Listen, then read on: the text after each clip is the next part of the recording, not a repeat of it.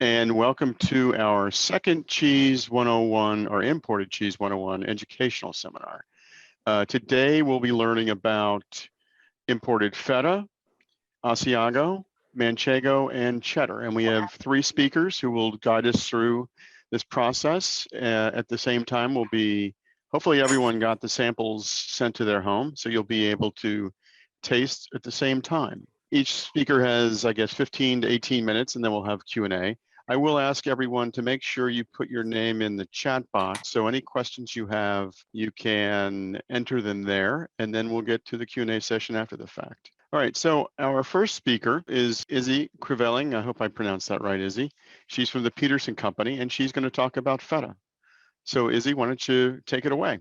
All right, excited to be here again. Thank you to CIAA for organizing this. So I am going to share my screen here for everyone with this presentation on the PDO Greek Feta. So here we go. PDO Greek Feta is also known as the white gold of Greece. Don't let those Italians tell you that they have the claim to fame for the king of cheese and the white gold of Italy, Parmigiano. PDO Greek Feta also takes that claim to fame. So Feta, it's a cheese that I'm sure most of you are pretty familiar with, especially after last year. If you were not familiar with it before last year, this viral TikTok for the baked tomatoes and feta and pasta dish might have introduced you to it. This basically overnight incredibly increased the amount of demand for feta out there just because of this one single viral video. It's a great example of exactly what the power of social media can do for a cheese.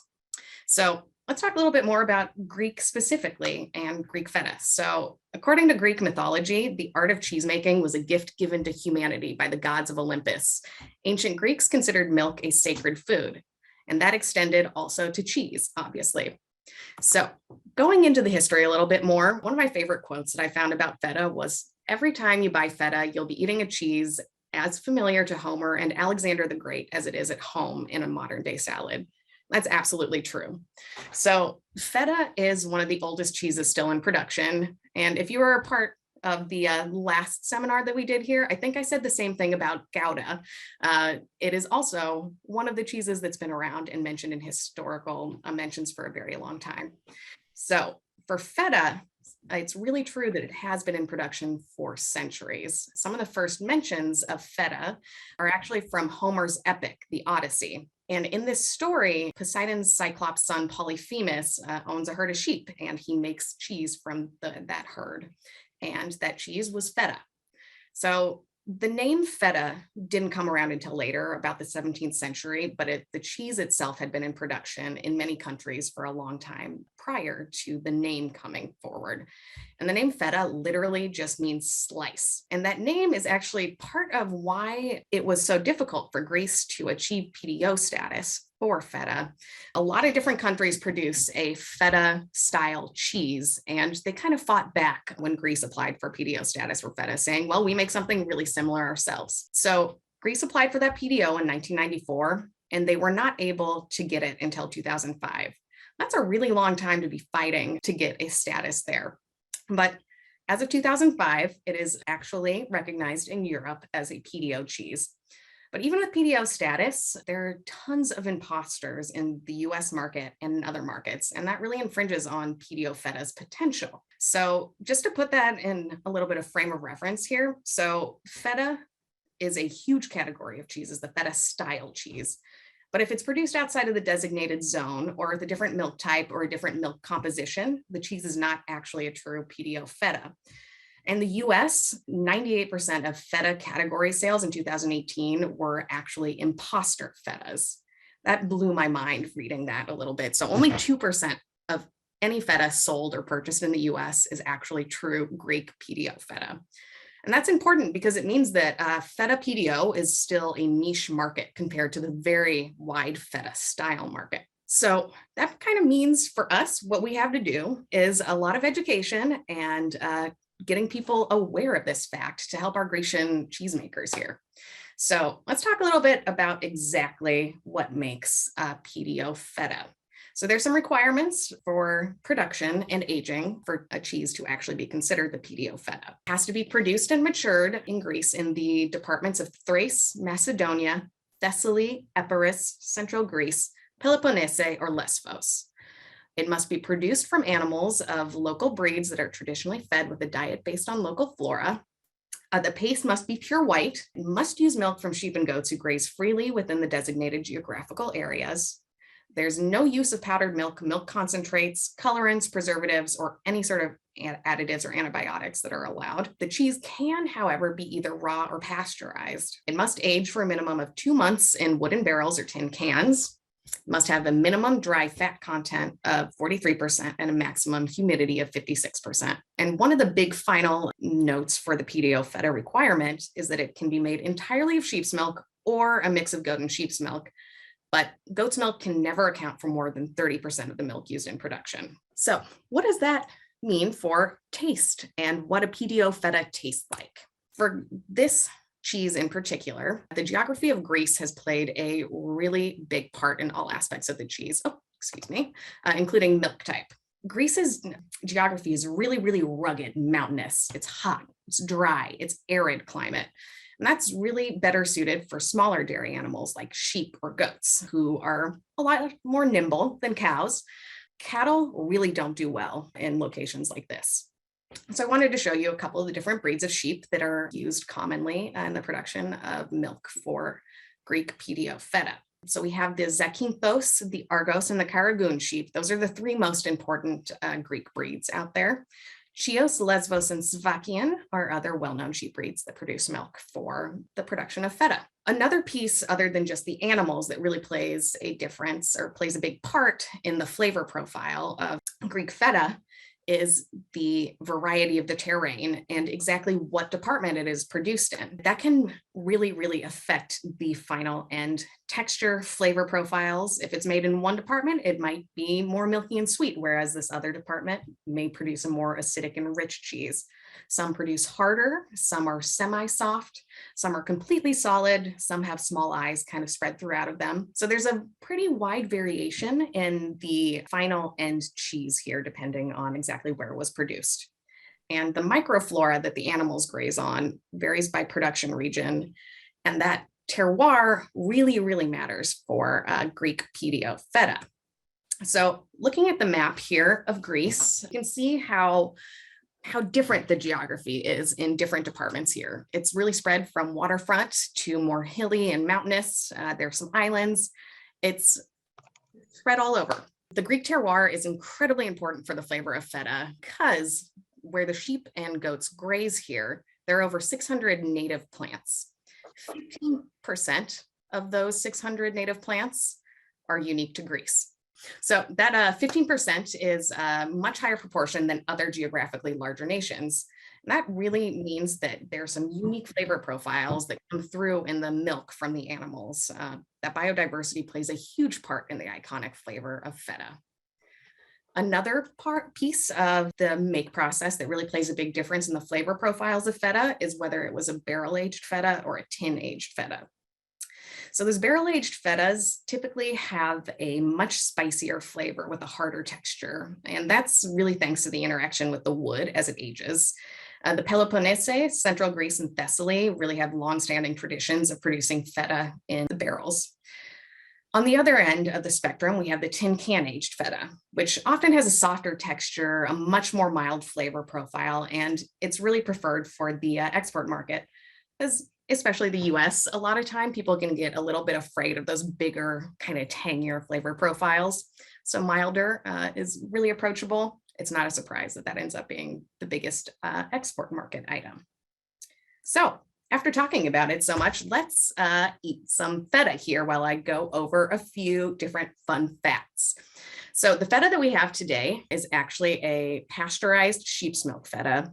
It was produced almost exactly a year ago, so it's getting close to its best by date, which I think was July 14th here. When you open it up, you can see that this feta is stored in brine. So that is one of the traditional ways of storing feta.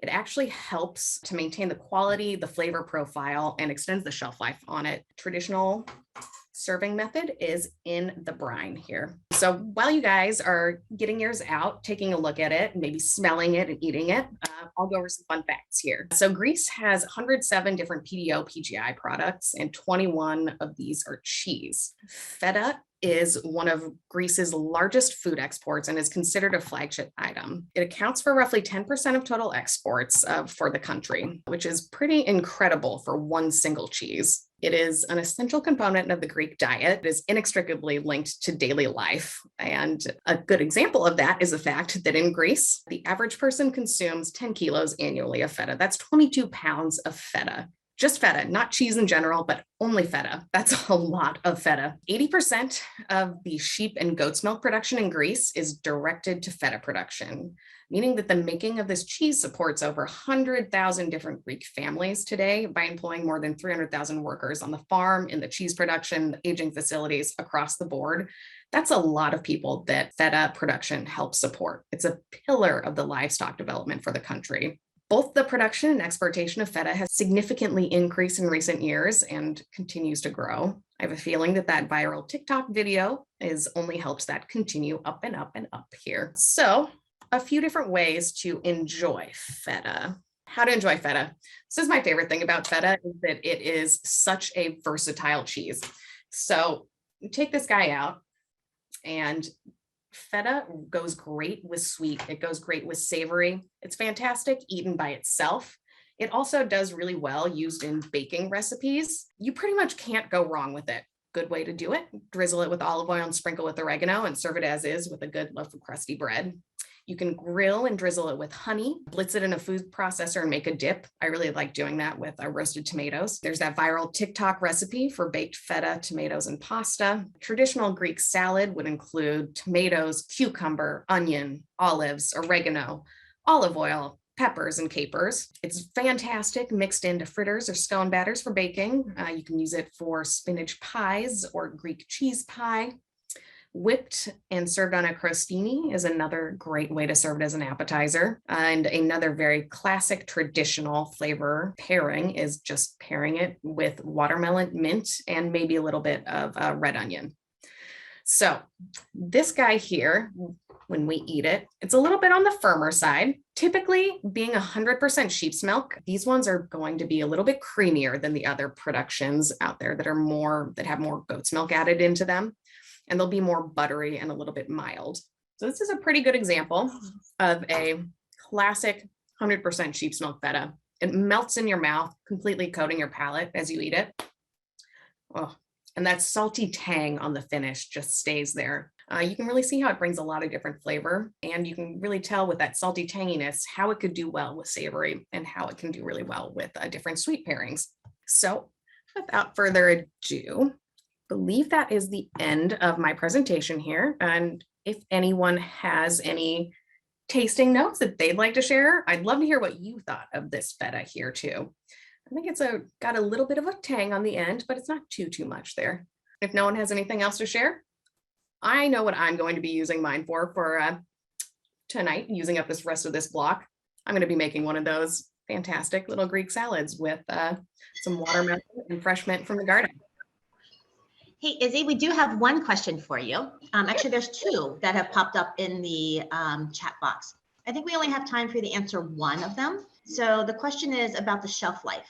How much longer can feta be enjoyed after the stated shelf life?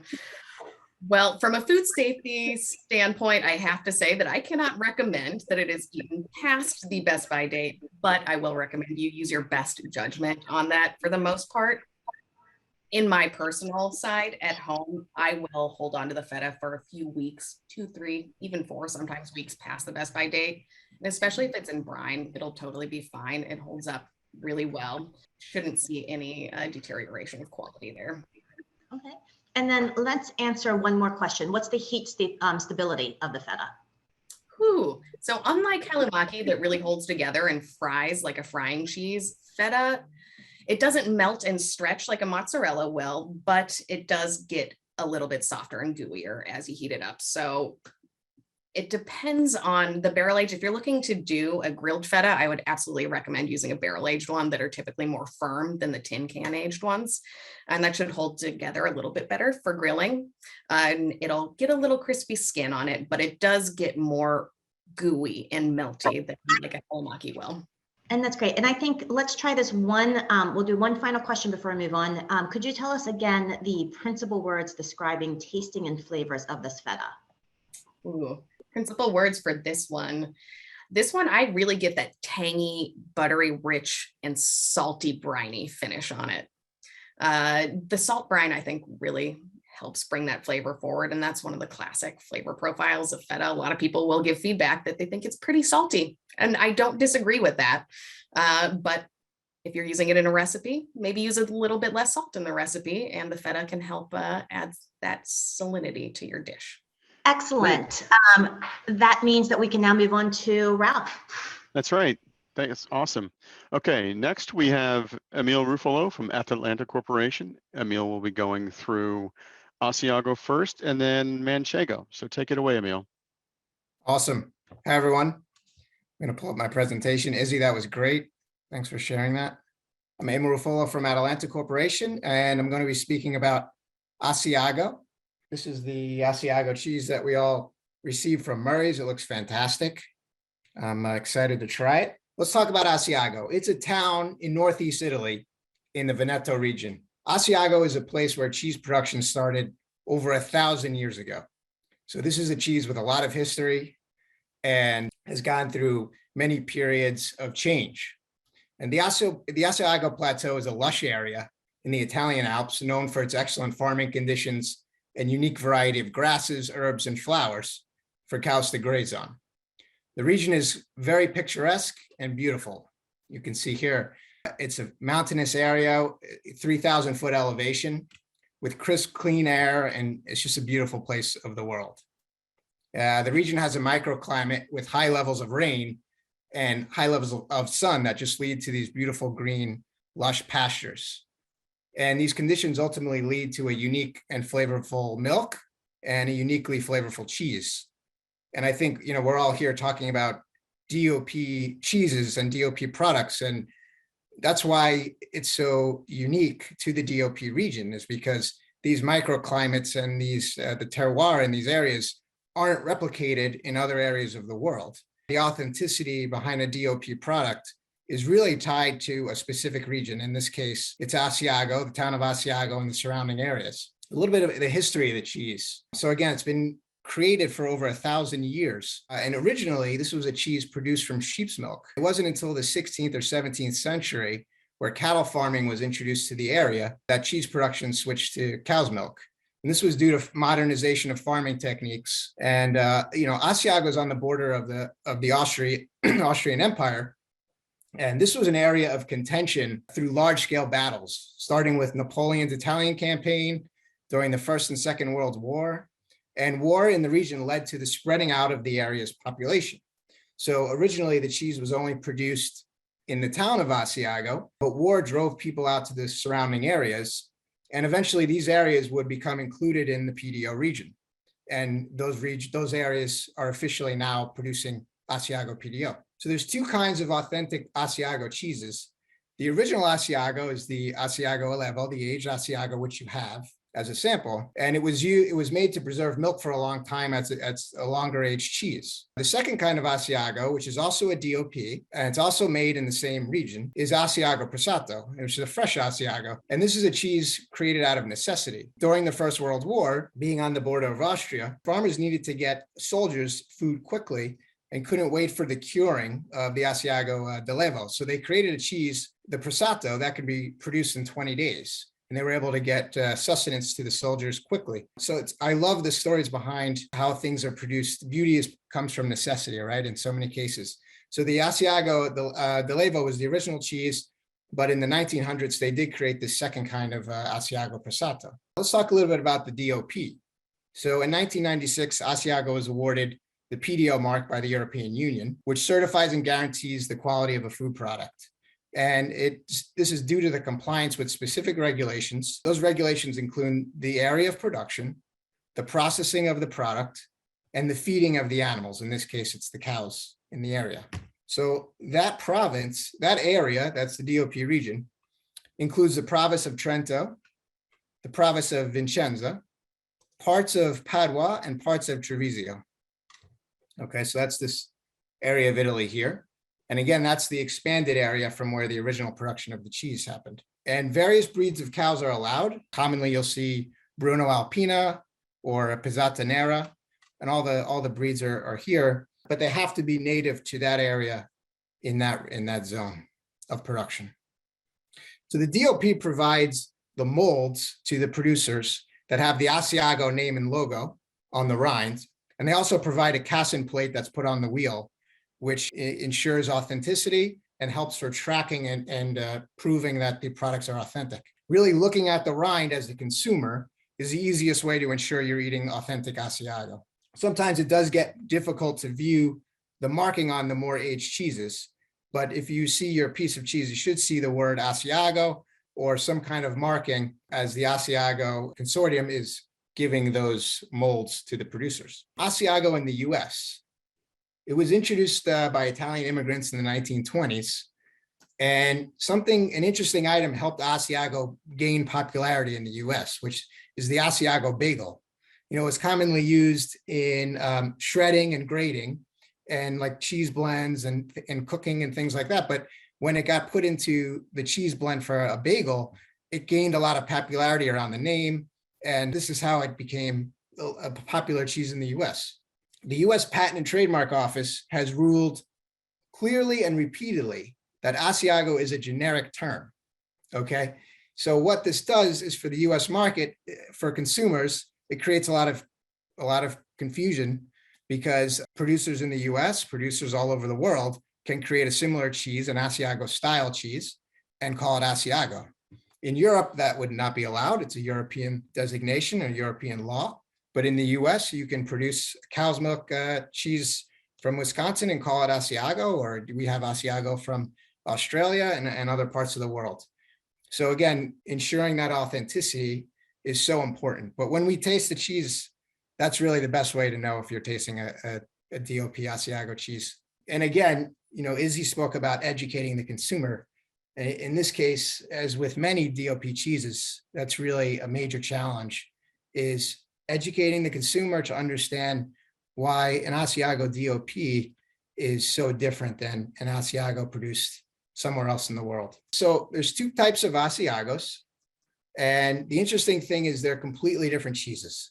So it's not just that one is aged less and one's aged more, but they're actually completely different cheeses. They use different milks, they use different production methods, they're using different ways to cut the curds, different cultures, but they're both DOP Asiagos and they're just different style cheeses. Now, the interesting thing is in Europe and in Italy, the fresh Asiago has taken over the market. Really, the main Asiago was the level, the aged Asiago for centuries, right? But recently, Asiago Passato has taken about 80% of the market in Europe. And it's become the cheese of choice with Asiago. It's being put on sandwiches, salads. It's just a very fresh, mild, pleasant cheese. It's not my personal preferred choice, but it is the cheese that's seemingly catching the consumer's eye in Europe, at least. I think in the US, more common to see the Levo, which we have here. But Passato, which is the fresh version, can be aged for about 20 to 40 days, and it uses pasteurized whole milk, okay, 15-pound wheels. The curds are cut into the size of walnuts, right, which is a little bit of a larger curd. Okay, it's produced using these signature copper vats that are these beautiful large copper vats that hold the milk. You know, when you taste it, it's kind of similar to a Havarti. It's milky, buttery, has a mild acidity, and it's sweet. Let's go into, so that's the Passato, which we don't have. But let's go into the Alevo, which is the cured version of the Asiago. So Asiago aged needs to be aged for at least 4 months and could be aged up to 2 years, okay? It's using raw, technically thermalized, partially skimmed milk. So the fat's partially skimmed off the top of the milk. It's aged in cellars underground and it has about 30-pound wheels. And the curd is cut down smaller to the size of a grain of rice. And it's interesting, if you talk to Asiago experts in the area, some people who really have grown up with the cheese and know Asiago, they say they can attribute the cheese to cows being in the flavor of the cheese is specific to cows, certain areas where they were grazing in the region. So they can say, oh, this one was in this area of the region. I can tell with these specific flavor profiles. And it just speaks to how the feeding and the grazing of the cows is so important to the flavor of the milk and ultimately the cheese. So Asiago Mezzano is the first option here, which is a younger 4 to 10 month aging. Vecchio is 10 to 15 months, which is a medium aging. And Stravecchio is more than 15 months, which is the most mature version of the cheese. As it ages, it is drying and developing complexity and strengthening the flavor profile. So I'm going to talk a little bit about the production of the Levo, and then we'll taste the cheese.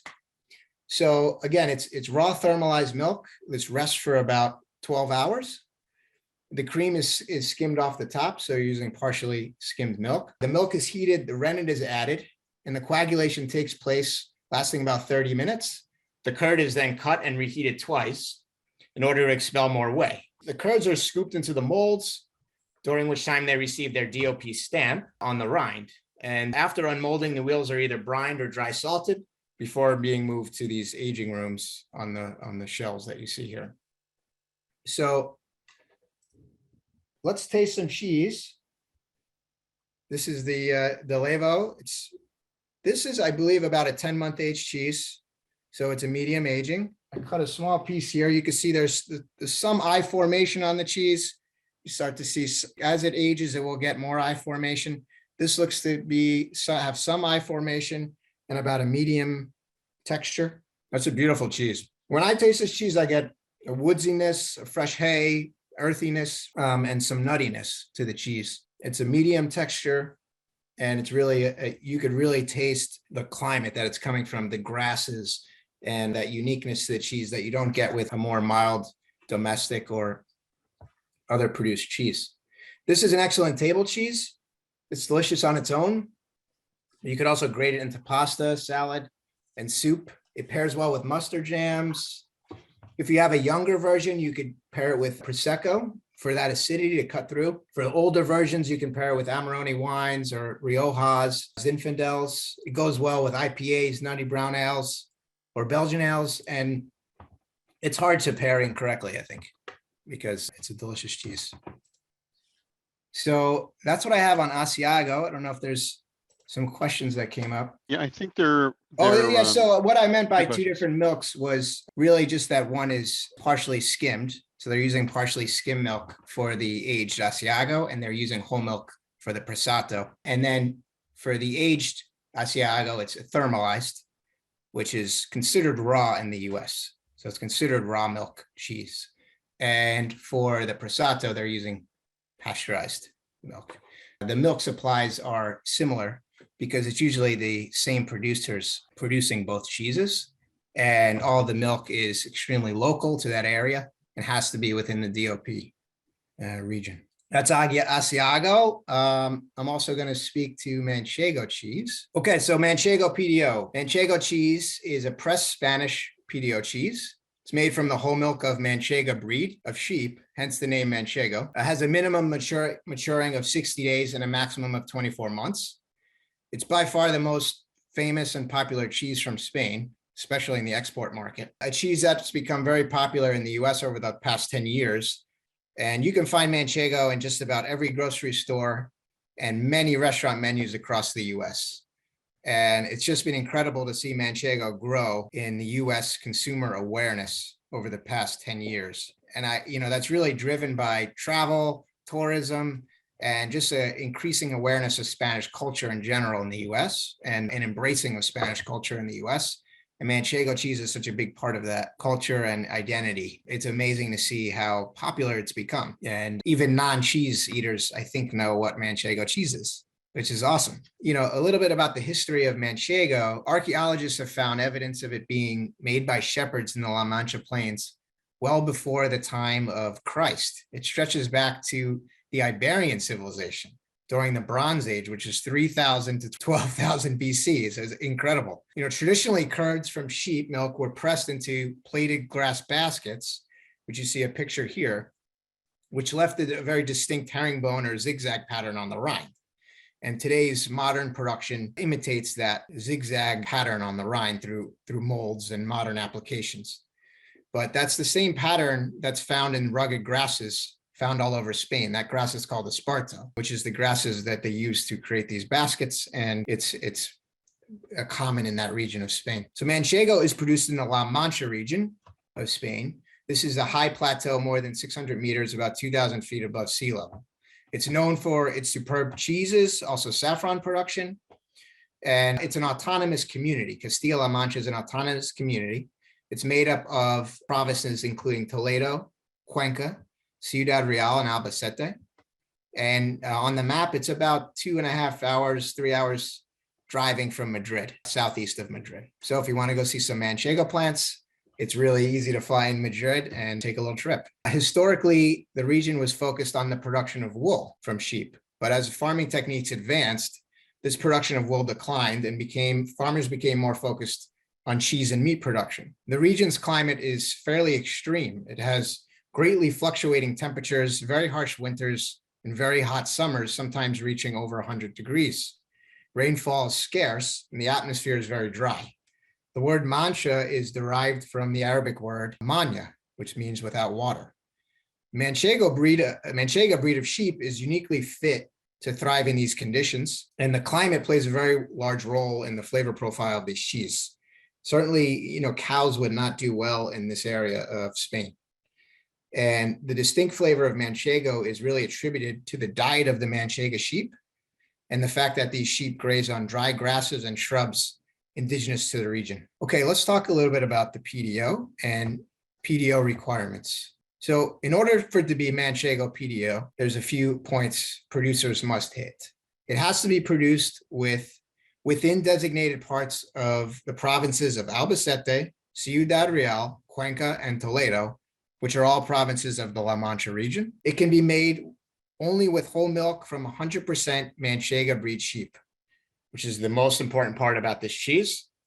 And these sheep have to come from registered farms within those provinces. It must be aged for a minimum of 60 days, with one exception for a smaller sized wheel. For regular sized wheels, it must be aged for a minimum of 60 days.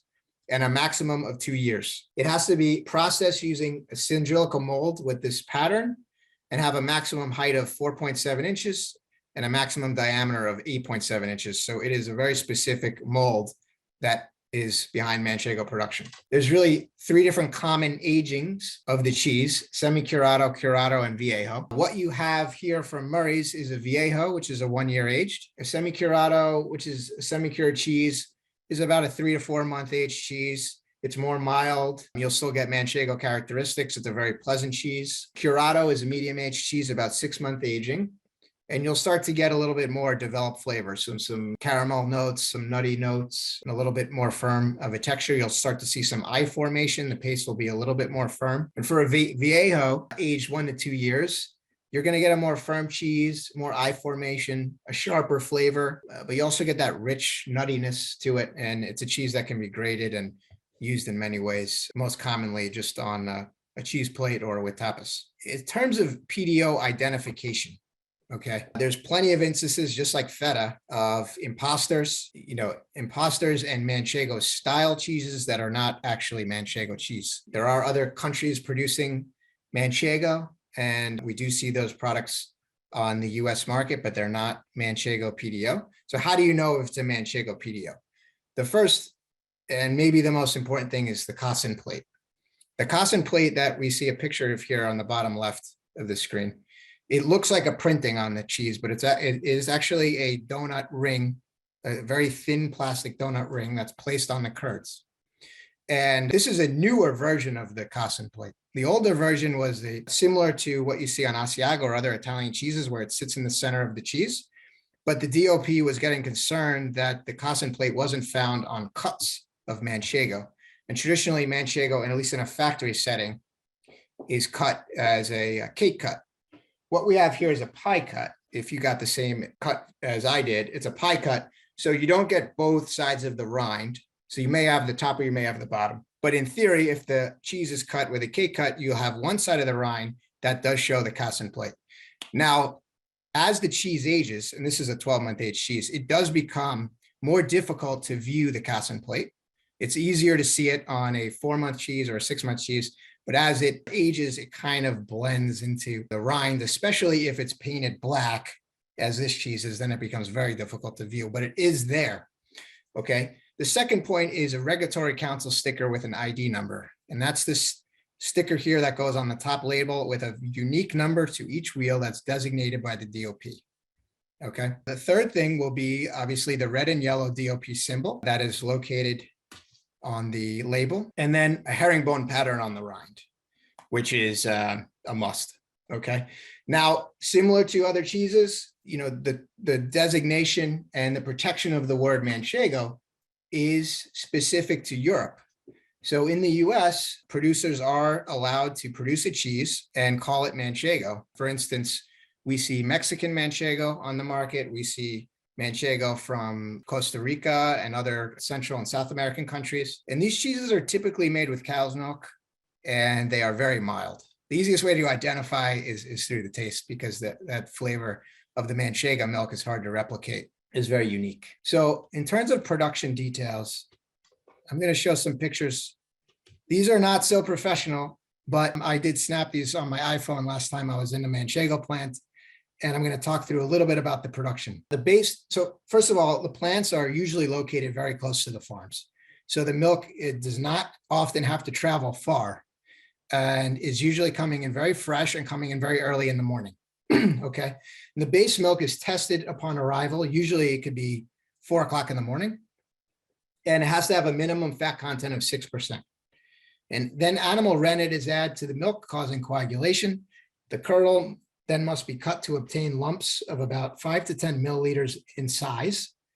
The resulting paste is then slowly reheated and the liquid drained, okay? Then what you see here is the curds being placed into the molds and the cassin plate popped on top. Now, again, this is an older picture, and that's the old cassin plate. So that's the older cassin plate I was referring to. They've recently, in the past couple of years, switched to the new donut form. Okay, the cheese is then pressed for several hours, and really it forms into its proper shape. Then the cheese will go into a brine bath, okay? Or it is also possible to salt it in a dry rub. That's also acceptable. I think the brine baths are more common. And then the aging process is done in a fresh area with a humidity level of about 80% for at least 60 days. And finally, there's a painting of the rind where you get that color, and it's vacuum packed. It's really impossible for me to talk about Manchego without mentioning the current industry situation, which is, you know, while Manchego has been increasing in popularity around the globe, in Spain, there's been a reverse trend of shepherds not taking over the family business. And being a shepherd is extremely challenging work. It's not work that comes with a lot of benefits. It's low pay. It's not glamorous. And what's happening is these younger generations are saying, I don't want to do this. You know, my family has been doing it for a generation, and they're going not to work in the city, or they're going somewhere else. And it's leaving a labor shortage for farms in Spain, in this area. And because of the DOP requirements and the specificity, these producers can't just go source milk elsewhere. And right now, what we have is a divergence of demand and supply, and it's a challenging situation in the industry. Livestock farms in Spain have decreased about 18% since 2019. And this negative trend has led to a decrease in milk production. So the DOP is actively working on trying to fix this issue over the long term, but it will take time. And it also is dependent on demand and global demand. But it is a very interesting situation, a very interesting time for producers in Spain and for farmers who are trying to work to fix this situation. But the DOP is doing things like trying to make better living standards for these farmers, better working conditions, more of a 9-to-5 style position rather than these incredibly long days, benefits, things like that. They're working with farmers to make changes. They're also working with genetics of the sheep to have the most high yield producing sheep possible. But these things are slow going and long-term trends. So it'll be interesting to see where the industry goes over the next few years. So let's taste the cheese. Okay. Again, you have a 12-month aged Murray's Manchego cheese. It's looking beautiful. Traditionally, you'll cut the cheese straight down and leave a portion of the rind on. So this is how it's served in Spain. And usually you cut it so it's a triangle shape. And this is traditionally how you'll see it in Spain, with a little bit of the rind on and served on tapas. As I taste this cheese, you do get a nuttiness. It has some caramel notes to it, some sweetness to it, and it has a tang to it. And it's a really pleasant cheese. It pairs well with membrillo. So if I'm going to serve this to guests at my house, I'll put some Marcona almonds, some membrillo and Manchego on a plate, and it's not much better than that. I mean, it just pairs so well. You can pair it with figs, fig jams, olive, some crusty bread. Of course, it goes well with wine, Tempranillo wines, Malbec wines, and it goes great with lagers. So lager beer, even Kolsch beer from Germany. And it's a very enjoyable cheese. And again, it's one of those things that pairs well with most things, especially if you're pairing other products from that area, specialties from Spain. They usually pair very well with Manchego, like Serrano or chorizo or other items like that. I do see a question in the chat. Do you know if imposter Manchegos or from other countries producing Manchego style? Yeah, so I say in reality, there's not a ton of production from other countries into the US. Like, there is production, but they haven't really gained market share. There are a lot of instances of Spain producers maybe cheating a little bit. And I think it's more common to see that than to see the Manchego styles from Mexico or other countries. You know, you mentioned Campo de Montalban, which is a mixing of the milks.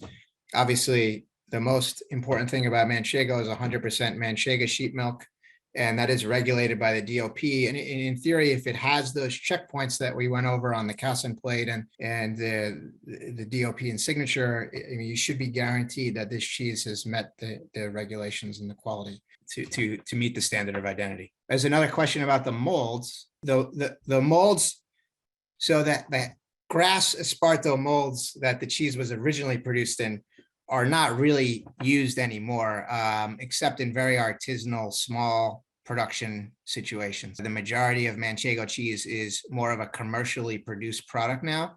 And there are some artisanal farmstead producers, but the majority of Manchego cheese is produced in a plastic mold that is designated by the DOP. Okay, I think that's it. I hope you guys enjoyed the cheese, and thank you very much for the time. That was great. Thanks, Emil. If there are any other questions, please let us know before we move on. Next, we have Alan Jenkins, who's going to go through, I think it's British UK cheddar. Is that right, Alan? Yeah, indeed. Yeah, and talking about PDO, West Country Farmhouse cheddar. So trying to dispel the myths of cheddar versus what else is out there, really. So yeah, just give our little insight of our little island on the other side of the pond. Well, first of all, it's lovely to kind of see some familiar names and obviously kind of some fresh ones as well.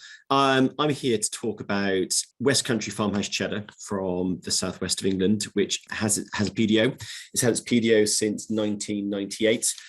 And cheddar production, obviously cheddar being one of the most popular cheeses in the world, probably got easy in the top two. So it's interesting kind of, the UK being the original producer down in the southwest of England, and how we kind of shout more about it. The world epicenter of one of the most famous cheeses is on this kind of lovely island. So just kind of give you some brief history. And the PDO is for West Country Farmhouse cheddar. Why is it called West Country Farmhouse cheddar? Well, first of all, it has to be made on a farm. The milk has to come from four major areas of the UK.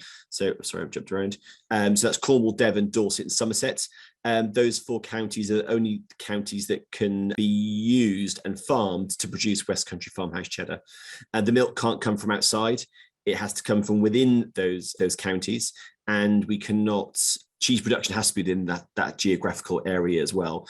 So yeah, so back in May 1998, West Country Farmhouse cheddar finally got its PDO. The name cheddar derived actually from the town of Cheddar. And I'm not sure if everyone can see this kind of little pictures there, but the town of Cheddar is actually in the bottom of a gorge, and the gorge at the base of the Mendip Hills in the southwest of England. And the town of Cheddar And the area was the area of the southwest of England has always been and still is the epicenter of kind of traditional cheese making and dairy farming. From climates, you can have the good kind of amount of rainfall, good soil, you have good wind direction, so it's never too hot, it's never too cold, plenty of rainfall for good grass production. You kind of have rolling hills as opposed to kind of barren kind of open areas, which is more suited for cows grazing, cows being out.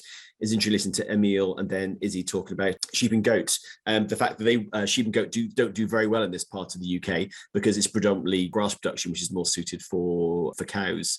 So from a climatic perspective, you have prevailing winds coming in from the Atlantic. They bring in fresh, high rainfall. So you can have cows grazing on fresh grass for up to about 250, 270 days a year. So kind of the really kind of perfect kind of surroundings for good cheese production with good if you have good milk, good pasture, then you have the good cheese production. We have a very similar kind of climate to Ireland. Ireland would be very similar to us. They might have a little bit more rainfall because they're more into the Atlantic than we are, but again, that similar kind of high rain, good humidity means that we have good grass production for cows. Interesting enough, kind of earlier on, people talking about the breed of cows that we're seeing. The PDO kind of regulations for West Country Farmhouse Cheddar don't seem to be as rigorous as listening about Feta and then Manchego. There is no designation of the breed of cows that have to be milked. It really is, it's more of a geographical thing. So long as the milk is from that geographical area and it's made within that site, within those boundaries as well, then you can apply to be a PDO cheddar. Again, has to be made on the farm. You have to use an element of your own milk from your own farm in that production, but you can take milk from elsewhere within your geographical boundaries. As I was kind of saying, the town of Cheddar, in the bottom of a gorge, cheese production in the southwest, in the Cheddar area, has been dated back to the 15th century. About 132 different farms were producing cheese, and it was found that aging cheese in this area seemed to go really well. There's a big cave structure and a big cave area in and around the town of Cheddar, which is holding at a constant 12 degrees, high humidity, and that's at about 53 degrees Fahrenheit. So people were taking their milk and storing it in there from the summer months in the winter, and actually finding it was the perfect conditions for kind of storing milk, obviously then thus turning into cheese. So it was kind of a badge of honor to call your cheese cheddar, because people knew that actually your cheese from the area was going to age well, it was going to taste better than from other areas. So that's how the name Cheddar really kind of came about, named after the little town. Bizarrely and depressingly, if you go to the town now, it's like a big tourist area. So whilst it sounds wonderfully picturesque and romantic, there's just big coffee shops there now, which is kind of a bit depressing. But hey, that's what happens in the world. So going on to the production elements of cheddar. So again, it seems as though West Country Farmhouse cheddar production isn't as rigorous as you were saying with a Manchego or a Feta. We talk about the milk has to come from the geographical area. The milk can be either pasteurized or from raw milk production. So you can make cheddar being pasteurized or raw milk, unlike a PDO of something like Blue Stilton, which designates that it has to be being pasteurized. The key element here is the cheddaring process must be done manually by hand. And you'll see, I'm not sure you can see in the background of this slide, you see the cheesemaker there turning the curds there by hand. So as they come out of the vat, they're put onto drying tables and they're cut into blocks of around about 8 inches by 8 inches. And these go onto tables then, and they are turned manually by hand and stacked. As they're stacked, they're pressed flatter. And as the cheese, as the curds kind of gets the weight of the other blocks on top of them, it gets pushed down. And then what you do, you get the curd into like a ripped texture, and that texture is very similar to a raw chicken breast texture. So you know as you're going through that cheddaring process that you're getting to the right point when you can kind of rip the curds apart. They're knitting together, but when you rip them, you kind of have that striations of lines kind of coming through the curds. Salt is added obviously after this process, but the cheddaring process for the PDO has to be done manually by hand. Then the cheddared curds then can be milled by the cheesemaker, however the cheesemaker determines. So again, the only key elements is the three key elements is the milk has to come from the geographical area. the cheddaring process has to be done manually by hand, and you have to be making that cheese in the geographical area. Everything else then really kind of buttons down to how the cheesemaker wants to make their cheese. Hence why there's still, I think the figure is there's still 12 producers of PDO farmhouse cheddar. And in the geographical area, I think there's still over 32 producers of cheddar.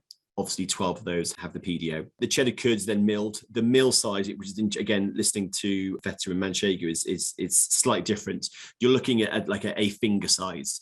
So, 2 inches to 3 inches long, 1/2 inch to 3/4 inch wide. That's the size of the curd once it's been milled. And then you're looking for a minimum fat content of 48%, or sorry, minimum fat and dry matter content of 48% and a maximum moisture of 39%, which is kind of fairly critical. So those are tested and graded independently, so people understand that you've got to hit those figures to have the PDO as it is. The shape of the cheese, again, is open to interpretation. You have the traditional cylinders, the truckles, as we like to call them, and you can see that as in the bottom right picture of the slide. Those are often bandage wrapped and then sealed in usually pig fat, lard. And then also above that picture, you have the more industrial and more mainstream block cheddar in the 44-pound blocks. Again, a West Country farmhouse cheddar has to be aged a minimum of 9 months, and then there has to be independent grading of that cheese by a cheese grader between the ages of 2 and 4 months, just so we're kind of weeding out any cheese that aren't of the highest quality, and they're all kind of coming in and then they're aging through to that 9 months and beyond.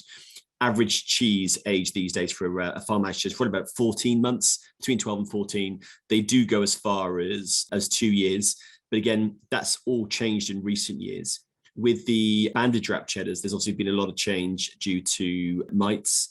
Traditionally, there's been a chemical spray that you can spray inside the cheese storage areas to get rid of mites. But actually, that's ultimately, as we all know, that's been banned.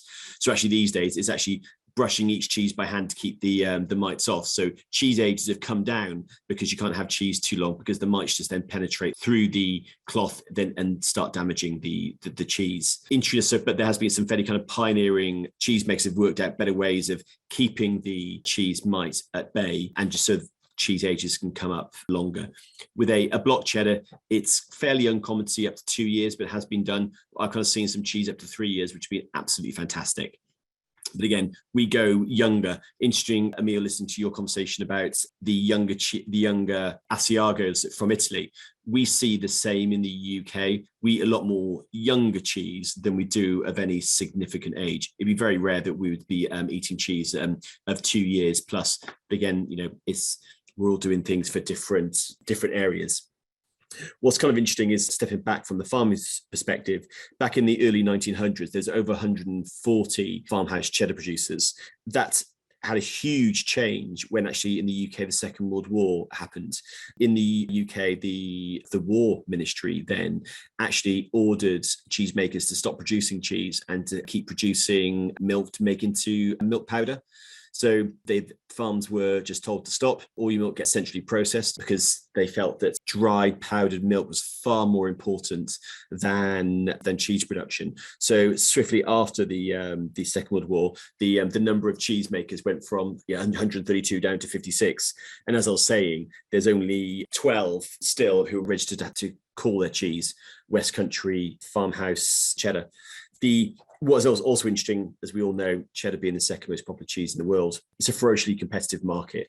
And so a lot of producers have struggled to try and see how they can command a higher price point for their more esoteric farmstead style cheeses. There's only, as far as I'm aware, there's only two true farmstead PDO farmhouse cheesemakers. And, hopefully that kind of grows. There's one kind of coming through the midst now, which is really encouraging to kind of see the real traditional side of West Country cheddar making kind of coming back. And it's really hard for producers to hold on to those traditional styles of cheese making whilst competing in a very ferocious commercial world. From a farming perspective, we're seeing that people are trying to adapt to more of a New Zealand style method of farming, where instead of having these big burly cows, these Holstein Friesian cows producing a huge amount of milk, but not producing for many years, we're seeing a lot of kind of hybrid cows come through who are shorter in stature, are producing a little less milk every day, but actually good for the cows, good for the farmer as an investment. Their cows are lasting a lot longer, which is good for the environment. It's good for everyone, where we're seeing cows doing 6, 7, 10 lactations as opposed to the industry standard, which is around about 3.7. So, which is a real good, we're moving away from intensive farming, which is maybe what the way we went in the 70s, 80s, and 90s, and going more towards this, not traditional is the wrong word to use, but trying to be more socially understanding and thinking about the environment. What's quite impressive in the UK, because farming has come under a lot of wraps in recent years, and the governments haven't really paid much attention to it, but farmers themselves have tried to become as efficient as possible. And some of the farms that are in the UK now are some of the most efficient farms in the world, which is quite impressive. The breeds that we're actually blending or breeding with traditional Holstein Friesians are things like the Dutch Fleck V, Norwegian Reds, Belliard, any sort of, looking for animals that can give more meat, more fat, more structure to the animal, and just take more stress out of their daily lives. So we want our cows, and we're here to hear our cows and want them to be with us for longer, and that's very important in the UK. We want to look after our animals, because again, that turns into a better investment for the environment and better for us as a farming business. Just some kind of interesting facts. As I was saying, there's 12 PDO West Country Farmhouse cheesemakers.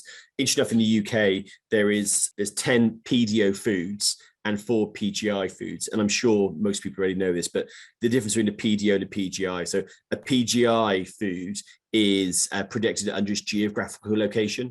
So an example of that is North Yorkshire Wensleydale has a PGI. So you can make Wensleydale in anywhere in pretty much in the world, but North Yorkshire Wensleydale can only made in that geographical area, but they're all kind of same recipe. A PDO has to be made in a certain way in a geographical location. So there's a kind of a distinction there between the two. As I was saying, all West Country Farmhouse cheesemakers have to be independently graded. Also, all the cheeses have to be independently graded between 2 and 4 months. From a flavor profile, the cheese has to be full-bodied in flavor with a hint of nuttiness. But again, it's open to interpretation of how you want your cheese to taste.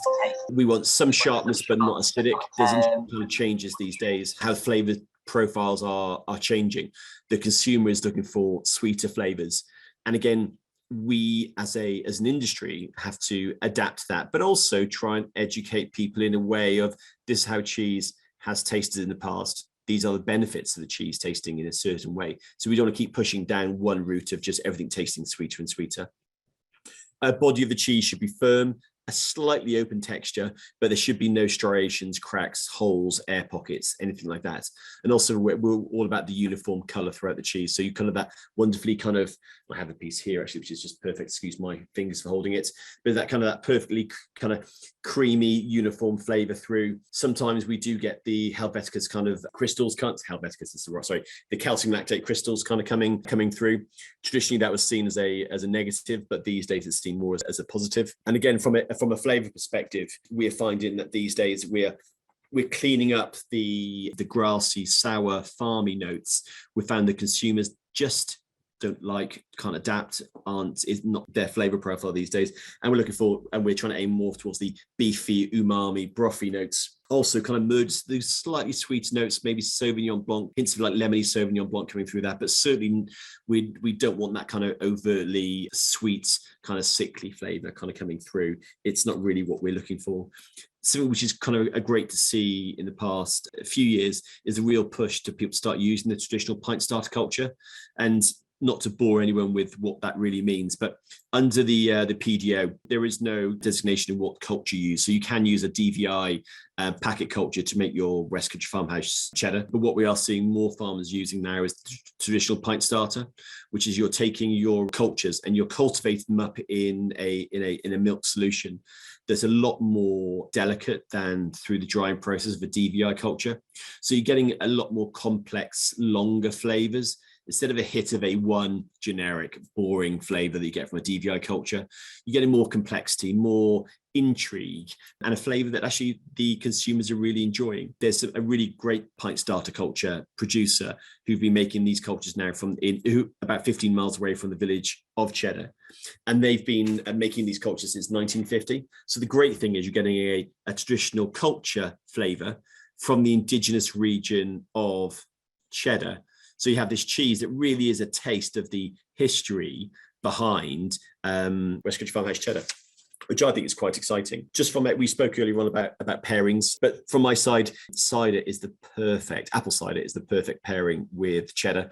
Traditionally, where you see, in the UK anyway, where you have dairy farms, you have pigs. Where you have pigs, you have apple orchards.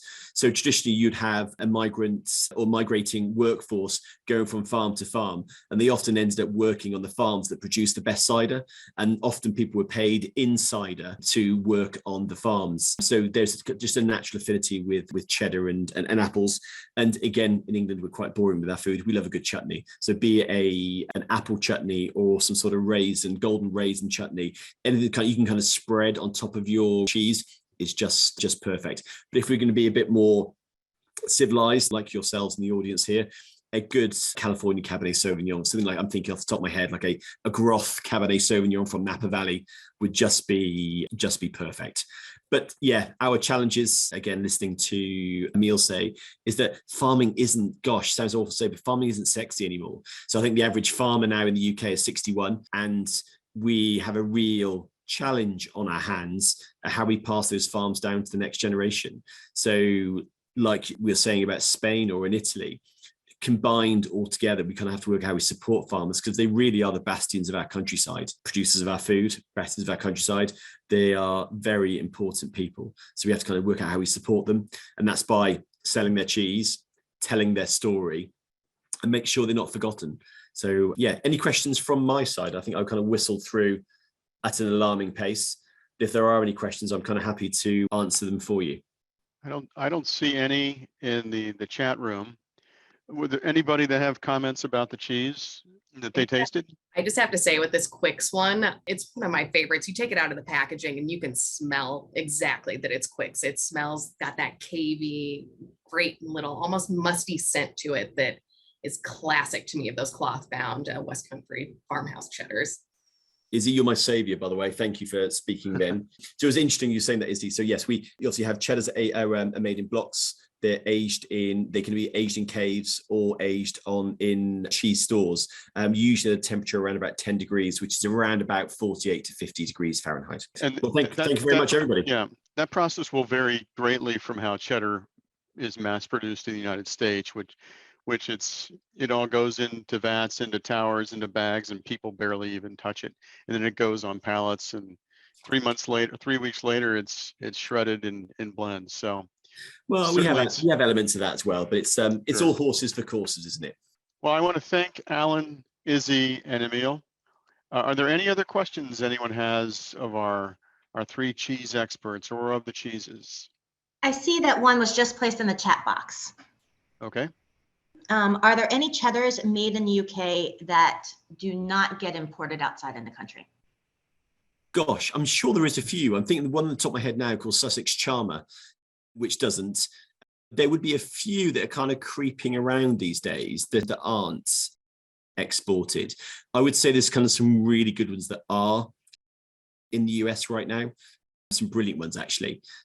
So yeah, I'd highly recommend. I don't feel as off the top of my head I can think of anything that's being exported. I think, oof, that's naff. They generally are, on the whole, very, very good. So I would, I'd definitely try. But Sussex Charmer is one off the top of my head I can think of that's not being exported. I would think there could be issues if it's not pasteurized. The U.S. won't allow it in if there's a certain water activity, if it's not a certain age either.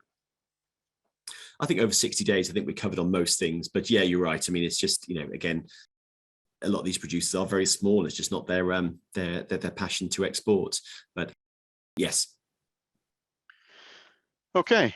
Well, if there are no other questions, I want to thank everyone for attending our second Cheese 101 education seminar. And we will have another one in a few months, I suppose. And we will be sending out an evaluation of this session. So please, when you get the email, please fill it out and let us know how we did. Other than that, I thank everyone for their time and have a great rest of the day.